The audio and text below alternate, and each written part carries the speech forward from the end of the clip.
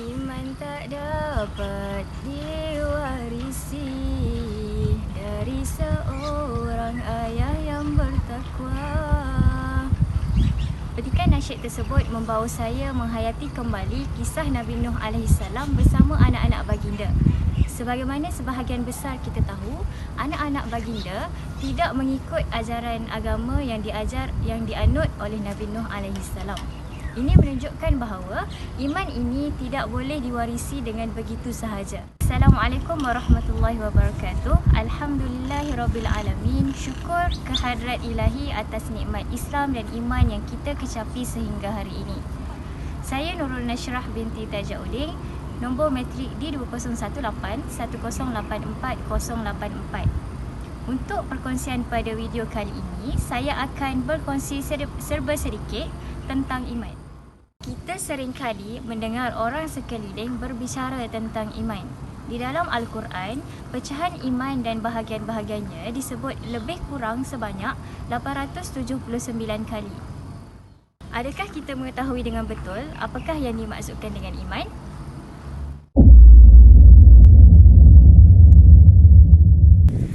Iman dari segi bahasa membawa maksud percaya, manakala iman dari segi istilah pula membawa maksud membenarkan di hati, mengakui dengan lisan dan beramal dengan anggota. Namun begitu, Al-Quran menyatakan bahawa iman ini bukan hanya sekadar mengakui dengan lisan sedangkan hatinya mengingkari dengan apa yang dinyatakan. Sebagaimana firman Allah Subhanahu Wa Taala dalam surah Al-Baqarah ayat 8 hingga 9. وَمِنَ النَّاسِ مَن يَقُولُ آمَنَّا بِاللَّهِ وَبِالْيَوْمِ الْآخِرِ وَمَا هُمْ بِمُؤْمِنِينَ يُخَادِعُونَ اللَّهَ وَالَّذِينَ آمَنُوا وَمَا يَخْدَعُونَ إِلَّا أَنفُسَهُمْ وَمَا يَشْعُرُونَ. Justeru, iman memerlukan penerimaan oleh akal dengan keyakinan yang teguh tanpa timbul rasa ragu-ragu dalam diri. Iman juga menuntut akan ilmu pengetahuan, pemahaman yang kuat serta keyakinan dan kemahuan dengan kerelaan menjalankan perintah dengan hati yang jujur. Iman dengan akhlak. Adakah dua perkara ini mempunyai hubungan?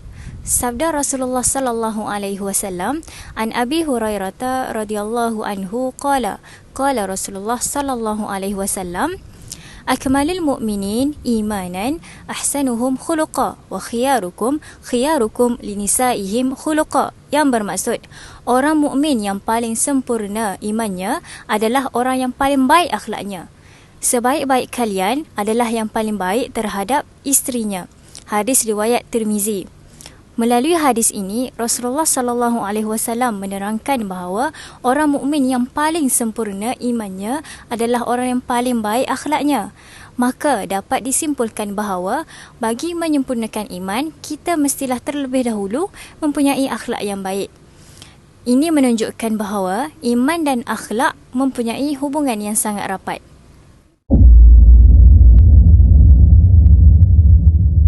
Akhlak yang mulia yang dilakukan oleh orang beriman insya-Allah akan diberikan ganjaran oleh Allah Subhanahu Wa Taala. Namun begitu, bagaimana pula akhlak yang mulia yang dilakukan tanpa iman? Adakah ia diterima oleh Allah Subhanahu Wa Taala? Kita boleh mengambil contoh amalan baik tanpa iman ini sebagaimana amalan yang baik yang dilakukan oleh orang kafir. Imam Al-Qurtubi menyatakan bahawa dalam tafsir Al-Jami' lil Ahkamil Quran bahawa amalan orang kafir ataupun orang bukan Islam ini tidak akan dikira oleh Allah Subhanahu Wa Taala di akhirat kelak. Ini kerana amalan tersebut tiada manfaat. Ini kerana mereka hidup dalam keadaan kafir dan batil. Maka setiap amalan kebaikan yang dilakukan oleh mereka akan menjadi seperti tanah yang asalnya kelihatan, namun apabila ditiup debunya, maka berterbangan dan hilang begitu sahaja. Hal ini menunjukkan bahawa amalan baik yang dilakukan oleh orang kafir ataupun amalan baik yang tidak diikuti dengan iman, ini hanyalah sia-sia sahaja. Namun begitu, amalan orang bukan Islam di atas dunia akan dibalas di atas dunia sahaja sebagai bukti bahawa sifat Allah yang Maha Penyayang terhadap hamba-Nya. Terdapat pelbagai cara ataupun kaedah yang telah dianjurkan dalam Islam bagi membentuk akhlak yang mulia dalam diri. Antaranya adalah dengan mencontohi ataupun menjadikan Rasulullah sallallahu alaihi wasallam sebagai contoh teladan ataupun uswah hasanah. Rasulullah sallallahu alaihi wasallam merupakan contoh teladan yang terbaik bagi membentuk akhlak mulia. Sebagaimana firman Allah Subhanahu wa taala dalam surah Al-Ahzab ayat 21. لقد كان لكم في رسول الله أسوة حسنة لمن كان يرجو الله واليوم الآخر وذكر الله كثيرا. Ayat ini menjelaskan kepada kita tentang diri Rasulullah sallallahu alaihi wasallam yang mempunyai akhlak yang baik.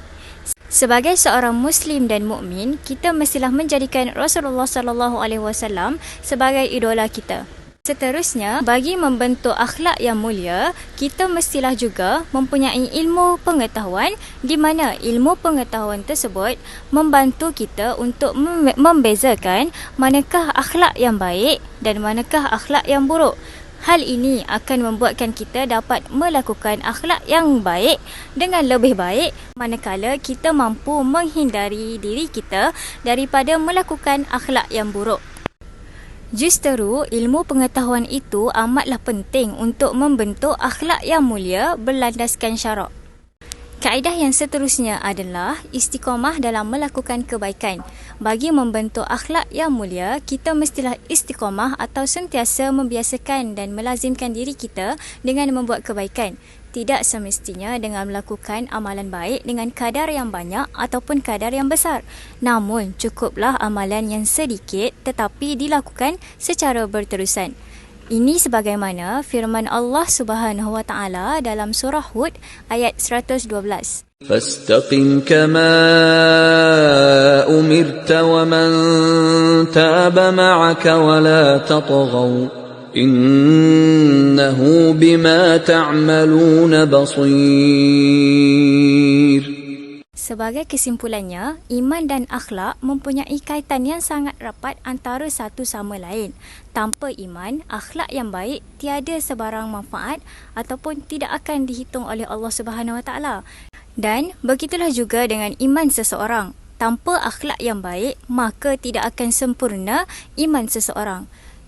Semoga saya dan kita semua akan sentiasa dipimpin ataupun dituntun oleh Allah untuk melakukan akhlak yang baik. InsyaAllah. Wallahu alam. Sekian, terima kasih.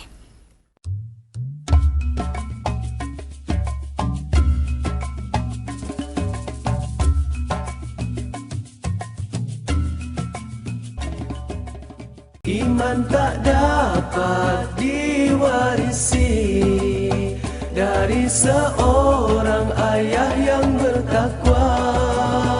Ia tak dapat dijual beli. Ia tiada di tepian pantai. Walau apapun caranya jua, engkau mendaki